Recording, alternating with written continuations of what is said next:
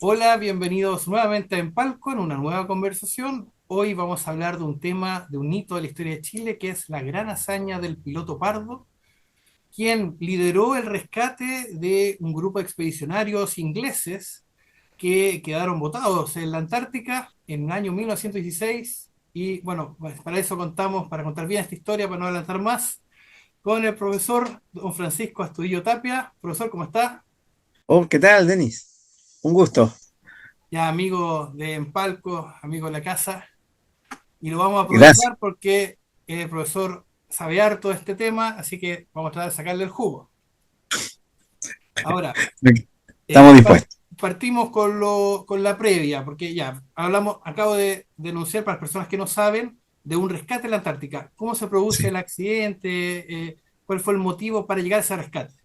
Oh, mira, todo esto vamos a remontarlo un poco a antes del año 1916. Vamos a hablar del año 1914, cuando hay un explorador antártico que se llama Ernest Shackleton, que quería llegar al Polo Sur, pero en 1911 se le adelantaron y por lo tanto ya no podía ser el primero en llegar al Polo.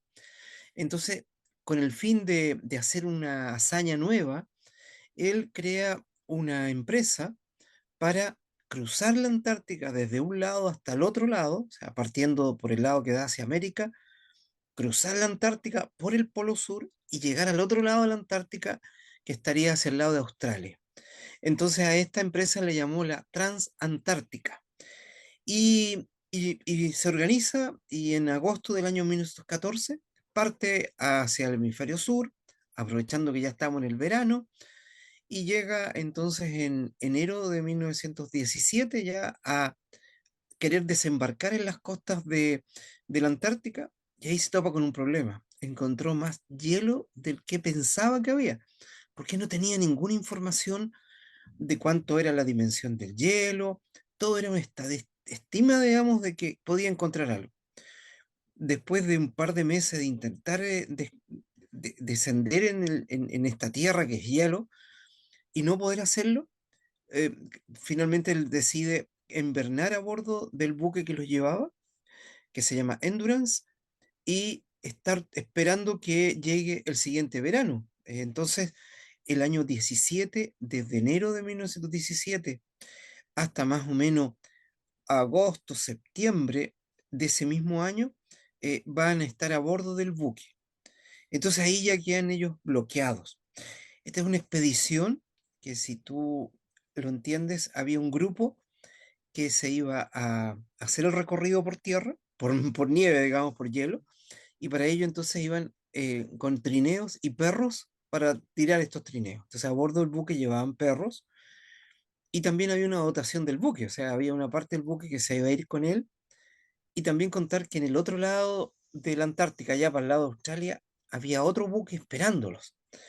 Entonces, era toda una expedición muy bien organizada, como tú comprenderás. En el buque iba personal, iban todos profesionales en el sentido que eran especialistas. A bordo iban médicos, meteorólogos, un fotógrafo, que era muy importante en esta expedición porque ese fotógrafo tenía la obligación de, aparte de sacar fotos, también llevaban para tomar películas. Entonces, así, si alguien quiere, por ejemplo, ver esta expedición a través de video, puede en YouTube googlear eh, Shackleton o expedición de Shackleton, y ahí va a encontrar estos videos. Entonces dice, oye, ¿y por qué está? Bueno, porque Ernest Shackleton era tan preocupado de esta organización porque él después se dedicaba a dar charlas, y esas charlas eran con imágenes. Entonces, la fotografía era muy importante. De hecho, estamos hablando de máquinas con negativos de vidrio de 20 por 20 centímetros. Por lo tanto, es un negativo que, si uno lo lleva a reproducir, va a ser muy nítido, o sea, permite ver una imagen nítida de lo que está viendo, o las fotos que sacó. Entonces, esta expedición tenía esta gente que iba a andar en estos trineos, y por otro lado la que iba a ser el comandante del buque, que se iba a volver con él. Pero eran en total 28 personas. Entonces, vamos a ver aquí cómo el Ernest Shackleton, que hoy día es un referente cuando uno quiere estudiar sobre liderazgo, sobre personas. Shackleton es un líder nato, es un líder que enseña y de hecho el sentido del humor lo tenía muy presente, eh, el cómo tenía que enfrentar las situaciones. Vamos a ver que en esta espera, porque al quedar varados en los hielos, Ernest Shackleton tiene que organizar al personal para que el tedio, el cansancio de no hacer nada también no los aburra. Entonces él estaban haciendo actividades con los perros, hasta jugando fútbol también sobre el hielo, porque era una actividad que podían ellos hacer a la intemperie mientras se pudiera. Y en esta organización también tenía a bordo un sinnúmero de elementos de apoyo, como ver películas o diapositivas que permitían entonces así pasar el día. Y bueno, con este relato que les estoy contando ya hemos avanzado el año 1917, y empieza a venir la primavera. Y al venir la primavera ya va a pasar lo que estaba ocurriendo antes, ¿no? Pero antes de que llegue la primavera te voy a contar que llegó un momento en que este barco, el Endurance, empieza a ser atrapado por los hielos y eso obliga a que desalojen el buque y formen un campamento al lado de él. Y este primer campamento, el Shackleton le pone por nombre de Paciencia. Porque lo único que tenían que tener era paciencia, paciencia de que pudiesen salir del lugar. Y luego ellos habían estado sobre hielo y por lo tanto se habían estado moviendo sobre hielo y podemos decir una deriva, estaban derivando con los hielos hacia el norte de la península antártica. Y, y finalmente hemos de recordar que este buque, el de Charleston, el Endurance, fue encontrado hace 2 años atrás a 3.000 metros de profundidad y a no más de 5 o 6 millas de donde lo habían dejado. Entonces, fijémonos cómo pudieron sacar los cálculos de la ubicación geográfica para poder así, 100 años después, poder encontrarlo. Bien, pues entonces Shackleton tenía la intención con 3 botes de salvavidas que llevaban el buque, llevar a las 28 personas hacia el norte de la península antártica, porque él tenía que buscar un lugar de donde poder salir a buscar ayuda, porque él en el buque que estaba andaba sin radio, nadie sabía de su existencia, porque mientras no llegara al lado de Australia, estaba en camino, y por lo tanto entonces al final él decide ir hacia la península antártica, hacia el norte de ella. En algunos hablan de ir hacia la isla, de alguna isla donde pudiese encontrar pescadores o foqueros, que eran los que estaban en la época. Entonces así llega finalmente a una isla que se llama Isla Elefante, y esta isla Elefante él llega en mayo del año 1916. Perdón, sí, 16. Me había adelantado, yo no sé por qué dije 17. ¿Ah? Vamos a volver atrás, porque todo esto inicia el año 14. En enero del año 15 es cuando él queda atrapado por los hielos. Así que vamos a rectificar esa parte. Todo lo que dije 17 es 15. Entonces, en 1915 queda atrapado en los hielos, más o menos entre octubre y noviembre, ya los hielos empiezan a derretirse y él ya finalmente cuando ya pierde el piso donde estaban ellos, con sus botes salvavidas navegan hacia el norte y en mayo del año 16 llega a esta isla Elefante. Entonces, estando en la isla Elefante, él sabe que no lo van a ir a buscar. A propósito, uno puede decir, oiga, ¿y qué comieron durante todo este periodo? Porque ellos llevaban raciones, llevaban alimentación suficiente para una etapa, pero, perdón, pero ¿qué pasó con el resto? Bueno, ustedes pueden pensar que estando en estas condiciones se echa mano de lo primero que tiene. Y los que van a preguntar ustedes, ¿y qué pasó con los perritos? Bueno, los perritos se fueron también de alimento, porque no podían alimentarlo y por lo tanto entonces también tenían que servir de alimento. Por otro lado, también la fauna del entorno era el que aprovechaban, ya sea foca, pingüino. Cuando tuvieron la oportunidad de llegar al elefante, aprovechaban también los implementos o las algas que encontraban también para hacerlas parte de su comida. Como pueden ver ustedes, un cocinero especialista llevan a bordo para que tuviera que mantener a toda esta gente. Hasta este momento, si ustedes se fijan, bastante fuerte cómo han podido sobrevivir con las condiciones en que estaban, Pensemos que esto ocurrió ya hace 109 años. Entonces, claro, uno dice, ¿y cómo se vestían? Bueno, con la ropa de la época y mojados muchas veces y no tenían cosas que secar. Entonces ustedes van a decir, ¿cuánto tiempo no se bañaban? Mucho. Y cambiar ropa, mucho también. Entonces fueron capaces de enfrentar una situación y sobrevivir. Ahora recordemos que los ingleses viniendo del hemisferio norte, sus inviernos son bastante fuertes. Entonces, claro, ya estaban un poco aclimatados, digámoslo así. Bien, ¿qué ocurre entonces cuando está en el elefante? Shackleton decide salir a buscar ayuda. Y las únicas condiciones que él veía era que tenía que navegar hacia el oeste, porque tenía que ser impulsado por los vientos. Y los vientos en el hemisferio sur, en la Antártica, van desde el, perdón, del oeste al este. O sea, él tiene que aprovechar el viento que viene del oeste para ser llevado hacia el este. Entonces, ¿a qué isla él está pensando llegar? Bueno, está pensando llegar a a las islas Sheldon del Sur, porque ahí habían parado antes y hay una ballenera, pero eso queda a una, más o menos, mil, a ver, son 800 millas náuticas, o sea, calculamos unos más de 1000 kilómetros, y tienen un bote nomás en el cual, que es un bote de 5 metros.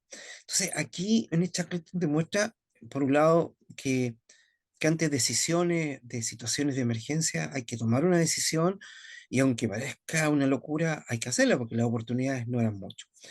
Entonces, se van 5 personas en este bote, un bote que cerraron, que lo pusieron una suerte de techo, de tal forma que así no se llenara de agua. Y lo interesante fue cuando Chaclet nos dice, bueno, ¿a quién me voy a llevar? Y él pensó inmediatamente, me tengo que llevar a los más revoltosos. ¿Por qué los más revoltosos? Porque si yo los dejo aquí, capaz que hagan un motín, se tomen el poder y bueno, no sabemos qué va a pasar. Entonces pide voluntarios, todos quieren ser voluntarios, entonces él ya tiene la opción más fácil. Los más revoltosos vienen conmigo.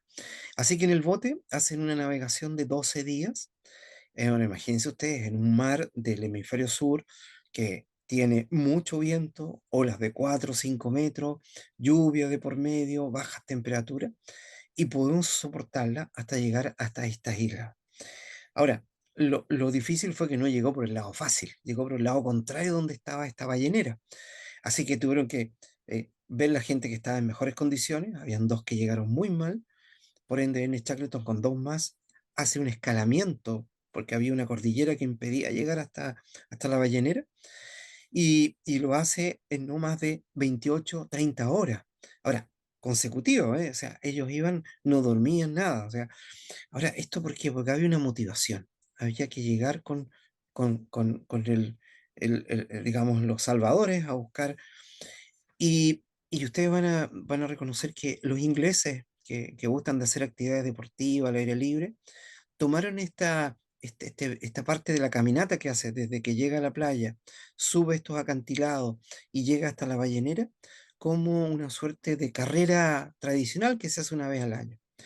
Ahora, lo increíble es que Shackleton lo hizo con ningún tipo de elemento propio para escalar, para andar en hielo, no, era lo que tenía. Y se demoró del orden de las 26, 27 horas. Ahora, los mejores equipos que han hecho esta competencia, digamos, no bajan de 32 horas, con todos los equipos que tienen. Entonces, claro, para que demostremos un poco que en esta Shackleton estaban en las condiciones, pero más que la condición, yo creo que era la motivación que tenía, o sea, la motivación de llegar con los salvadores. Bueno, eso hace entonces que aquí la primera parte de cómo llegan a buscar ayuda ya se complementa cuando llega esta ballenera, que el gerente de la ballenera había despedido a Shackleton en un año antes, en diciembre del año 14, enero del año 15, y lo ve llegar ahora en mayo del año 16, o sea, un año y 3 meses después, y apareció como un fantasma. Así lo describe el dueño de la base, digamos, que recibe esta ballenera, cuando dice, veo dos fantasmas. Claro, personas absolutamente baja de peso, con una piel curtida por toda la exposición a la nieve. ¿Y quién son estos fantasmas? Y ahí cuando le dice quién son, ahí los reconoce, digamos, ¿eh? Antes no sabía quién era. Y ahí entonces, en mayo del año 16, empieza una carrera contra el reloj para Shackleton y que va a significar entonces primer intento de rescate porque habían 22 esperándolo en la isla y por lo tanto entonces había que raudamente aprovechando que había unos balleneros que estaban ahí, inclusive los balleneros ya estaban en un periodo estamos hablando de mayo, en que ya se estaban invernando, los balleneros se dejaban en tierra, de tal forma que así pudiesen soportar el invierno y volver en la primavera a esta zona. Así que se destraba un barco en estas condiciones y van a buscarlo. Y llegaron a alrededor de unas 60 millas de la isla Elefante y no pudieron seguir navegando porque el hielo que había les impedía ingresar. Se llama un pack ice, que es un hielo muy compacto y que no lo podía romper este barco, que es un ballenero, para estos efectos. Entonces, en el Shackleton pide que lo lleven por favor a las Falkland o Malvinas a pedir apoyo de ahí. De hecho, había un barco de guerra inglés en la Falkland, pero el almirantazgo no lo facilitó porque estamos en guerra. Había empezado la guerra el año 14 y habíamos tenido ya un enfrentamiento en la Falkland, un combate naval que antes fue en Coronel, después fue acá y en el Pacífico, en el Atlántico Sur. Entonces, estratégicamente, los ingleses no podían facilitarlo. Y se irradia un SOS de ayuda a América y Uruguay, que contaba con un barco de pesca de la experimental que tenían ellos, que era un buque a vapor y también tenía motor. Ellos avisaron que encantados querían ayudar a rescatar a estos expedicionarios que estaban en la isla Elefante. Entonces este buque uruguayo se va hasta las Malvinas y recoge a Shackleton y se embarcan para la isla Elefante. Y lo mismo que el anterior, están llegando no más allá de 60, 70 millas de, de la isla Elefante, pero encuentran una cantidad de hielo imposible. Entonces los uruguayos dicen, nosotros queremos seguir a como dé lugar. Mencionan que llevaban un cañón a bordo y que en el cañón querían dispararle a los hielos. Entonces finalmente en esta que dicen, no, ¿saben qué? La misión no sigamos por el bien de todos, hasta aquí nomás. Entonces los uruguayos le dicen, bueno, como usted es el que nos pide y nosotros queremos seguir, fírmenos aquí, que usted es el que nos está pidiendo y que no quede como que los uruguayos no quisimos hacer esto. Bueno, de nuevamente lo dejan en la Falkland. Estando ahí, dice aquí ya no va a poder venir a buscar ayuda, tengo que salir de aquí. Y él se va a Punta Arenas. Y en Punta Arenas ya estamos hablando del mes de junio, julio, todo contra el tiempo. Pide apoyo de la colonia británica, la cual le presta su ayuda y además hace un donativo. Finalmente se contrata una goleta de nombre Emma, que tiene una propulsión de motor a hélice y también vela. Y ahí se pide apoyo a la Armada para que vaya tirando remolque a esta nave para que no consuma carbón y pueda a través de un buque como es una escampavía, que es un remolcador, pueda llevar a esta EMA hasta el Cabo de Horno y desde ahí el Cabo de Horno se mueva por sus propios medios. Entonces así se dispone que una escampavía que se llama Yelcho, al mando de un piloto primero, de nombre Francisco Miranda, vaya y lleve a la EMA hasta allá. ¿Y por qué me detengo en hablar de este personaje y de ese buque? Porque la Yelcho, que es esta escampavía, eh, está al mando de un piloto. ¿Y qué son los pilotos? Los pilotos son los oficiales, es el rango de oficial en la Marina Mercante. La Marina Mercante, los rangos de oficiales son piloto tercero, segundo, primero y el capitán de alta mar. O sea, el capitán es el comandante de los buques y estamos hablando de los buques mercantes. Y la Armada, le faltaban oficiales en esa época, entonces abrió un escalafón, o sea, un grupo de marinos mercantes que hacían labores de apoyo a la labor de la Armada. Entonces, este barco que es la Yelcho, que es un barco de apoyo, básicamente de aprovisionamiento a los faros, de ayuda a hacer levantamientos cartográficos. Entonces, es una suerte de patrullero, podríamos decir hoy día, y que cumple varias funciones, pero que tiene un comandante que es un piloto. Entonces ese piloto eh, tira a remolque a la EMA hasta el Cabo de Hornos. Y ahí se va la EMA. Y la Yelcho vuelve a Punta Arenas. Bueno, pasan los días, se esperaba que ya pudiesen llegar hasta su objetivo y finalmente no fue tal, sino que llegó nuevamente un aviso de la Falkland donde había llegado la EMA, no habiendo podido cumplir su misión. ¿Y qué había pasado? Se había echado a perder la máquina, habían encontrado hielo y no pudiendo seguir, aprovechando las velas del buque o de la goleta, derivaron hacia el oeste, perdón, hacia el este, aprovechando los vientos del oeste y llega hasta las Falkland o Malvinas. Y aquí es donde eh, Shackleton pide apoyo nuevamente a la Armada para que vaya por favor la Yelcho a traer a remolque a la EMA, esta vez hasta Punta Arenas. Y así se le da la orden al piloto encargado de esta, el comandante de esta nave, que se llama Francisco Miranda. Y Francisco Miranda informa que está con problemas de dotación, le falta gente, entonces le dicen búsquela. Después dice él, no tengo víveres, entonces búsquelo. Y finalmente él se declara enfermo, avisa que está enfermo.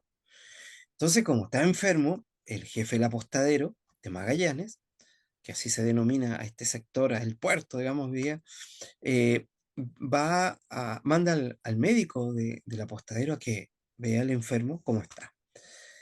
Y el médico hace un informe reservado, secreto, si ustedes quieren, pero como ha pasado más de 100 años ya es público.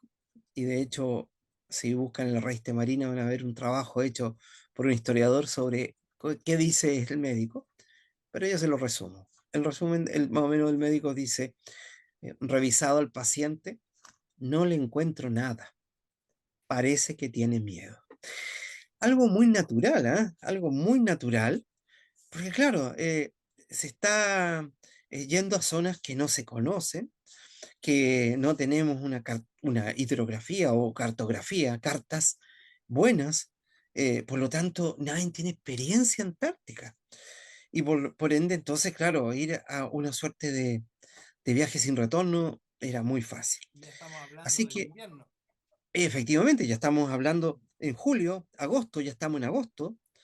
Entonces, eh, ¿qué vamos a hacer? Entonces ahí el jefe del apostadero dice, bueno, ya que está enfermo, pues está enfermo, eh, pide que el comandante de la otra escampavía, la escampavía Yañez, vaya en la Yelcho hasta la Falkland y traiga la EMA a remolque. Y ese piloto de la otra nave se llama Luis Pardo Villalón. Entonces aquí aparece en la historia Luis Pardo Villalón como un personaje que estaba tranquilo en su nave, que no tenía nada que hacer en esta parte de la tarea, pero ahora le tiene que cumplir una tarea que es vaya hasta la Falkland y traiga a la EMA que está allá. Y aquí es donde hay que reconocer primero el sentido del deber, o sea, Pardo toma la Yelcho, va a la Falkland. Llama la atención que llegando a las Falkland no pidió práctico, o sea, la persona que conoce el lugar para Ujú. estacionarse, diciéndolo en un ámbito más civil, o donde atracar el buque en el muelle, en que él entró. Como estábamos en la Primera Guerra Mundial, también este puerto tenía en Port Stanley, estaba minado, o sea, tenía mina, pero aquí eh, Pardo entró sin ningún inconveniente, estaciona, toma remolque el buque que iba a buscar, la EMA, saluda a Shackleton y se van de vuelta a Punta Arenas. Entonces ahí ahí Shackleton va a reconocer en Pardo ciertas características, cierto profesionalismo, reconoce que es una persona, si bien callada, de bajo perfil, ve que es muy profesional en lo que hace y por lo tanto le da mucha seguridad de que, bueno, pedir que este buque con este comandante puedan apoyar su expedición de rescate por cuarta vez. Y así entonces como Shackleton pide a la autoridad, pide al gobierno de Chile que comisione, que le dé la tarea a este comandante para que vaya a hacer esta tarea. Y así vamos a ver cómo Pardo debe cumplir una tarea que consiste entonces llegar al elefante, o sea, hacer una tarea que otros 3 intentos no se habían logrado. Y aquí es donde viene un poco el énfasis que hay que reconocer en que Pardo con todo con todos esos antecedentes que había. 3 veces lo han intentado. El comandante de un buque que quería, que lo mandan a hacer algo, se rehúsa a hacerlo. O sea, las condiciones eran bastante complejas. Pero Pardo, a pesar de tener una nave con muchas limitaciones, porque si nosotros vemos hoy día, los buques que van a la Antártica tienen ciertas condiciones especiales. Este buque, el Ayelcho, era un buque que no tenía calefacción, un buque que no tenía radio, un buque que no tenía las condiciones del casco del buque para condiciones de baja temperatura o enfrentarse a hielo. Entonces, claro, hoy día iría uno, la Autoridad Marítima de Chile hoy día a ese buque no lo autoriza a zarpar. Y por lo tanto, entonces, claro, las condiciones eran todo en contra. Pero Pardo tenía una convicción, tenía una claridad del deber. Hay que ir a salvar a estas personas. Y como a él le toca, dice, yo tengo que ir. Y de hecho, se ha publicitado mucho una carta que Pardo antes de partir le escribió a su padre, donde más o menos le resume diciéndole que, que cualquier cosa que pase, que él no vuelva, le encarga a su señor y a su hijo que él las cuide, digamos, porque claro, no hay un seguro, no hay nadie que pueda apoyarlo. Entonces dice, bueno, está pensando en que si no vuelvo, ¿qué va a pasar? Y por otro lado, él pone hace énfasis en que dice, mire, yo solo no voy a volver. O vuelvo con con los, con los que están varados, o no vuelvo. O sea, él iba a hacer una actividad hasta el final, digamos. O sea, si estaba su vida por medio, la iba a poner en juego. Entonces, a esa parte, claro, de la historia, sin que uno sepa cómo le va a ir, es bien dramática, ¿eh? Y sobre todo porque en la práctica Pardo está, digamos, queriendo apoyar no tan solo por la orden que le han dado, sino porque esos 22 personas perdón, que le están esperando. Y así entonces embarcan en la Yelcho, hace la navegación hasta el Cabo de Horno y ahí hace los cálculos que obligan a primero que lleguen de día, porque si llegaba de noche no servía de nada, digamos. Segundo, porque obviamente las condiciones atmosféricas van cambiando minuto a minuto y por ahí hay un factor que le va a ayudar. Planifica llegar de día, coincide que en la noche de su navegación hay un temporal bastante fuerte, lo que permitió de alguna forma que los hielos, cuando él ya estuviese llegando a la zona de hielo, estuvieran un poco trizados. Y él empuja los hielos y se van abriendo. Entonces genera un pasillo por donde mete el buque y logra llegar a la isla Elefante. Entonces Pardo se queda en la Yelcho y le dice a Shackleton, vaya a ver cómo está su gente y se va en un bote hasta, le dice, yo lo espero aquí, pero véngase rápido porque no sabemos en qué momento se va a cerrar esta entrada. Y Shackleton llega a la isla, pregunta desde antes cómo están todos, todos le gritan que están bien. Algunos al principio pensaban que era un fantasma también, apareció una nave en el horizonte, que estarán ya alucinando. Y ¿Estaban bueno, todos cuando vivos? ven que viene, que, claro, que viene Shackleton, eh, No, pero embarcan todas las cosas. ellos ¿Sí? estaban vivos todos. Todos estaban vivos, efectivamente. Habían sobrevivido desde mayo que los dejó hasta agosto, Ujú. en que el 30 de agosto, por eso la efeméride del mes de agosto, el mes de Pardo, celebramos entonces el rescate. Y ese rescate fue rápido, como les contaba, porque nadie sabía en qué momento se podía cerrar nuevamente este pasillo que habían generado. Y ahí viene el detalle que les iba a contar, que ya lo anunciamos un tiempo atrás, en que Chaplin estuvo preocupado de rescatar los negativos de las fotos que se habían tomado y además las películas que hasta el momento tenían. Entonces, por eso Shackleton estaba muy preocupado por lo que ya les dije. Para él eso, bueno, como sabemos, una imagen habla por 1000 palabras. Entonces era un testimonio que tenía de su experiencia y muy preocupado. Estos están todos muy bien embalados en cajas de madera, aislados de tal forma que podían soportar o la baja temperatura o la humedad o el agua que estaban padeciendo.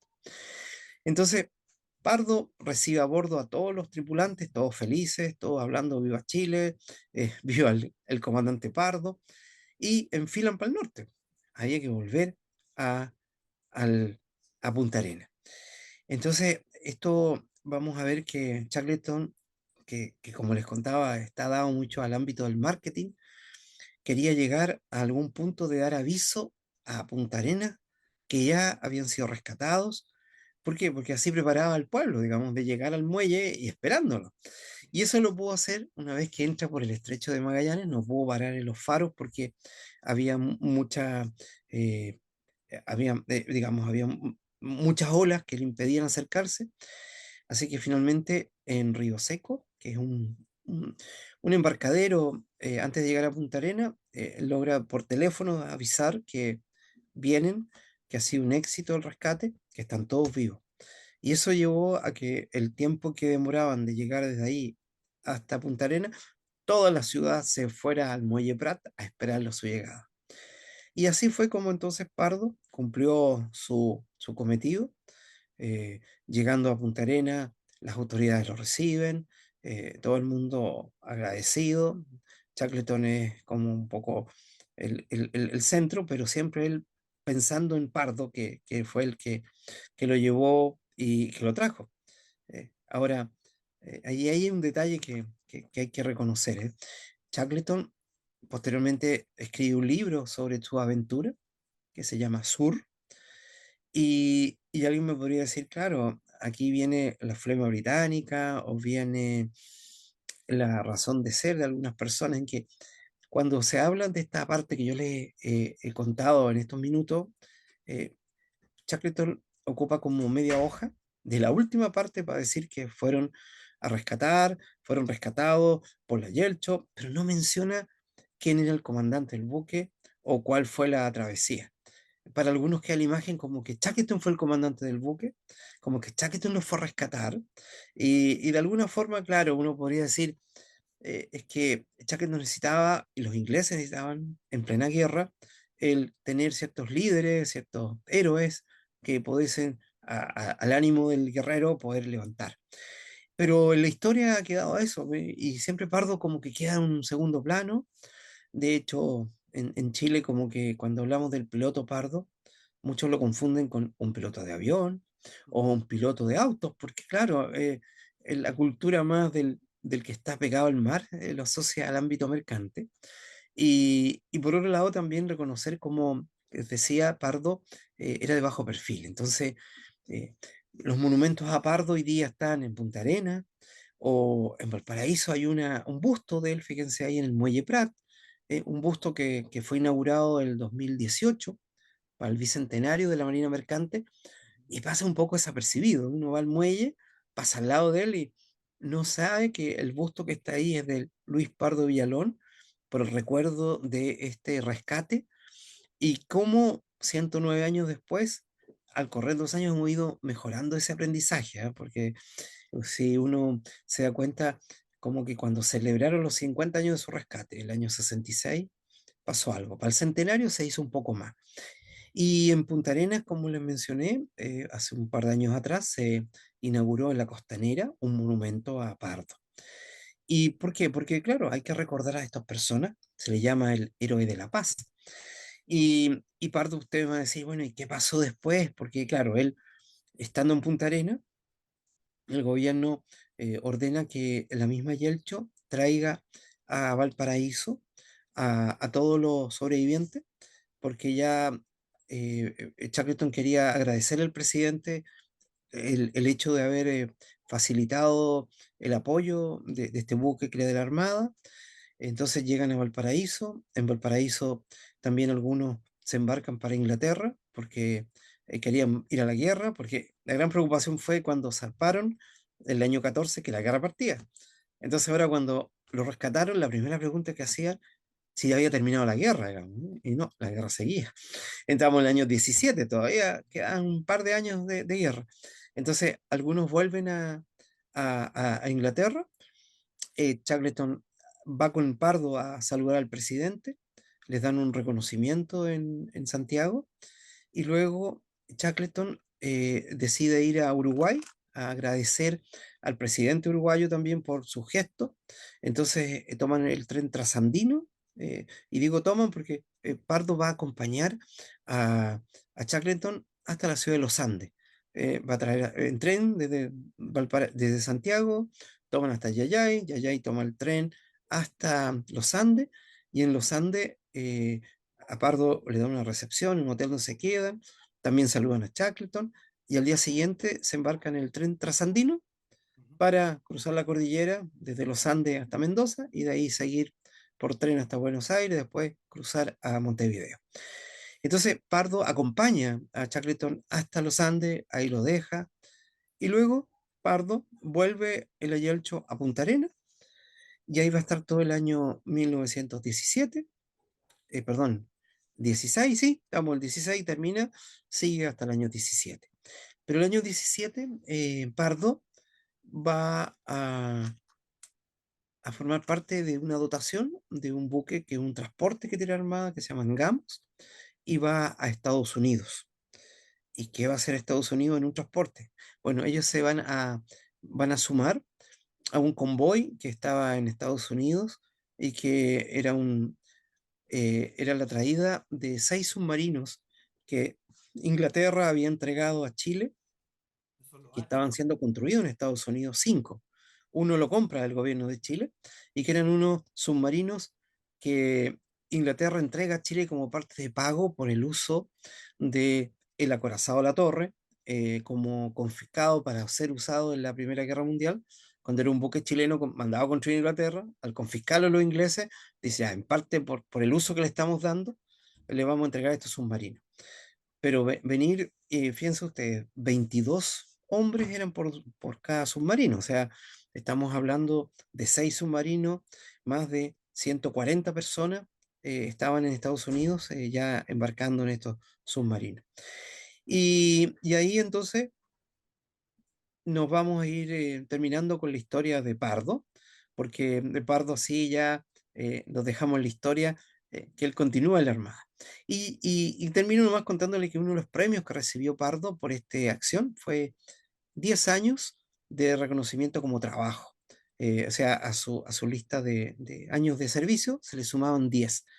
Y esto fue el año 18, el año que él venía de Estados Unidos, se le reconoce.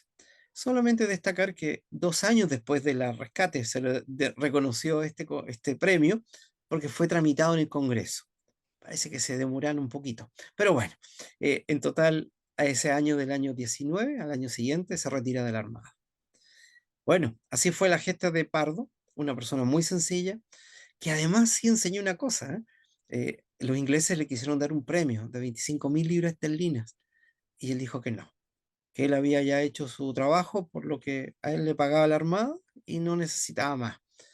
Claro, su señora dice, si hubiese sabido, hubiese dicho otra cosa.